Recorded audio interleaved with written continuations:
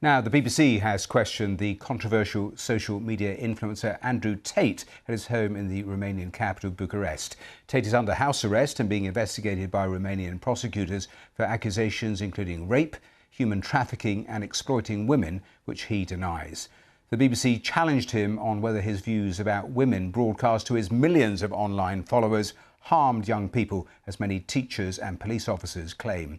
Well, the interview, which had no set conditions, was Tate's first since being released into house arrest from police custody last month. Lucy Williamson reports now from Bucharest.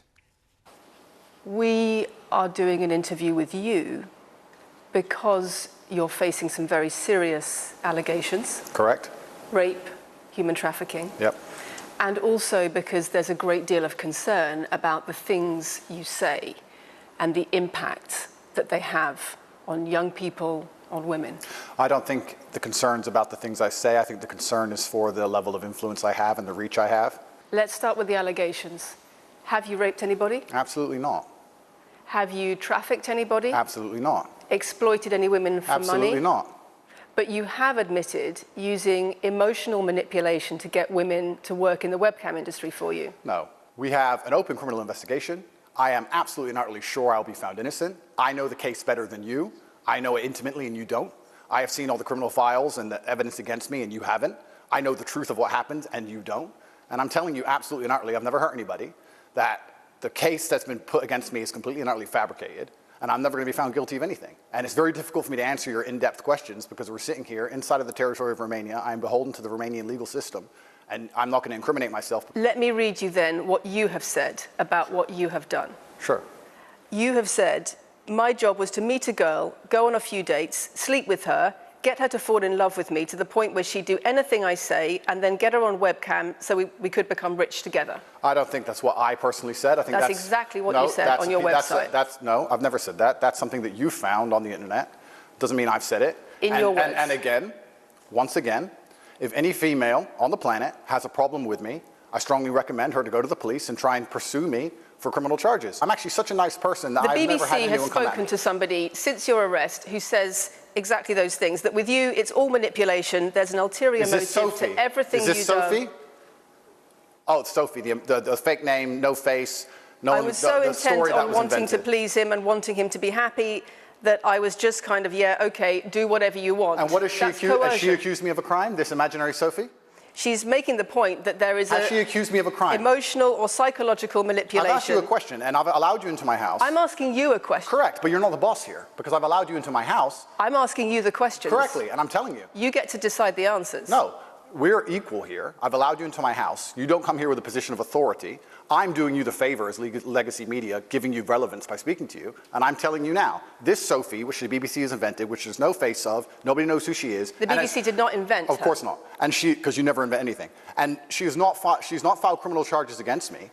What are we talking about here? What is she saying? We're talking about emotional manipulation into the sex industry for your financial gain. Absolute garbage. I'm describing women who are going to court to accuse you of rape and human trafficking. Sophie hasn't gone to court. Sophie doesn't exist. I'm describing women who have spoken to the BBC at length. Sophie doesn't exist. And other media organisations about what they say is emotional manipulation and coercion. And I'm quoting back to you your own words where you describe They're not my words. Coercion and emotional manipulation. They're words you found on the internet, and Sophie doesn't exist. On your website, so let's move on to the next subject. In your voice. Move on to the next subject. No, I think I'll stick on this one for a minute. So there's other places in that same website where you say you get girls to fall in love with you and they do it because they love you, because they want to do what you say. Convincing women to take part in some kind of business arrangement doesn't work long term because they're emotional. You've got to get them to fall in love with you. That's coercion, that's emotional manipulation, that's abuse. What you've found are clips from the internet, some text from the internet, and you're going to sit here and tell me that that's the reason I should be Your website, your words. It's not my website. Yes, it is. No, it's not. Check my website. Next. It's the website you've taken down, and I wonder why those comments have been taken down. No website's been taken down. My website is the same, and it's been the same for a very long time. You are accusing me, I'm guessing, what you're trying to say is you're accusing me, and you're trying to say that I'm guilty of the things I'm accused of, and that I'm emotionally manipulating people. I'm saying that you have said you emotionally manipulated people here for your own financial gain. No, absolutely not. It's not only about the criminal allegations. It's a much bigger issue. you've got children's organisations in the UK, you've got rape organisations in the UK, you've got the police naming you by name as someone who has a harmful influence on children and on women in the UK and elsewhere because of the things you say, because of the way you present gender relations, the way you say men should treat women. That's very upsetting. And the reason that's very upsetting is because I know that's not true. I'm genuinely a good person. I believe my impact on the world is positive. The reason we're asking you about these comments is because we've got the chief executive of Rape Crisis naming you individually as spreading a dangerous ideology of misogynistic rape culture. Absolute. It's the comments you make that are leading people to say things like this. Absolute garbage. National organisations who are saying that are blaming you for increasing levels of misogyny. Schools that are saying they are having increased incidents of girls being attacked, of female teachers being harassed. If that was by true, pupils because of you and your teaching and your influence. That's absolute garbage. I have never, ever encouraged a student to attack a teacher, male or female, ever. I preach hard work, discipline. I'm an athlete. I preach anti-drug. I preach religion. I preach no alcohol. I preach no knife crime. Every single problem with modern society, I'm against. But I'm teaching young men to be disciplined, to be diligent, to listen, to train, to work hard, to be exactly like me. And I'm saying that if men grew up like me, which are hardworking and diligent and some emotional control and stoic, we're going to have a better society, not a worse society. To sit here and say that schools in England, which is a failing nation, which has knife crime going through the roof, violence going through the roof, men's mental health going through the roof, and they're going to all blame me because I appeared on the internet 1 year ago. You sell an image of success. Disingenuous. It's disingenuous. You sell an image of financial success with a Bugatti and a cigar, but it comes with a side order of misogyny. How does having a Bugatti and a cigar come with misogyny? I am asking you about things that you have said that have caused major national organisations, including the police, to worry about you by name. That's what I'm asking you about. It's not what I said. It's about what you have said that has caused such concern in the UK. And I want to put it to you that you don't really care about the harm it causes. That's not true. Because that's not true. Making controversial statements like this online has made you a lot of money. Okay, so first thing, I genuinely am a force for good in the world. You may not understand that yet, but you will eventually. And I genuinely believe I'm acting under the instruction of God to do good things, and I want to make the world a better place. I genuinely believe my legacy is a good legacy, and I believe that eventually, when the legacy media catches up, they're going to understand I'm a good, positive influence. I'm not interested in damaging the world for money, because if I was interested in damaging the world for money, I could have sold drugs, or I could make rap music and encourage everyone to stab each other like all the drill artists do. Or you could make controversial statements online that attract a lot of followers who you then direct to your website where they pay to learn how to be like you. I mean, I could make jokes online. Who doesn't?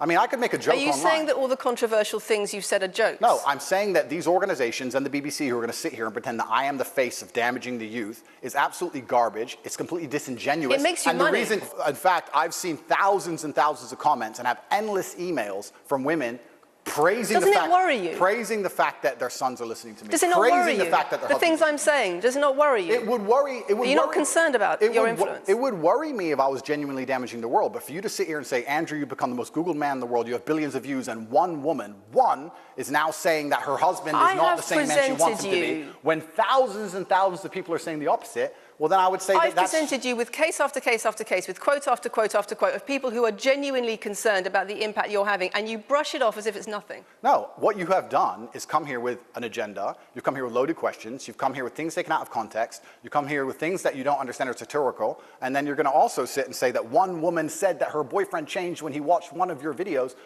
And then I don't know what you expect me to say to that. Sarcastic and jokes. No, that's how you explain the comments you make. For you to sit down. Would you like to apologize for any of them? For you to sit down, for you to sit down, it's fine. No, it's fine. It's easy. For you to sit down and say that one woman said that her boyfriend watched an Andrew Tate video and now he won't do the dishes. Schools. Or whatever your argument is. Police. And that I'm somehow the worst, most dangerous man in the world because I have a car.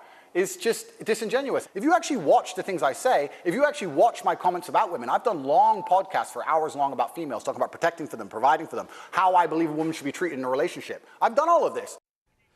Andrew Tate talking there to Lucy Williamson. Well, let's go straight to the newsroom, go straight to our education editor, Branwen Jeffries, who's there for us. And Branwen, I know that over the last recent while you've been talking to so many teachers about Andrew Tate. How concerned are they about the stuff he pumps out?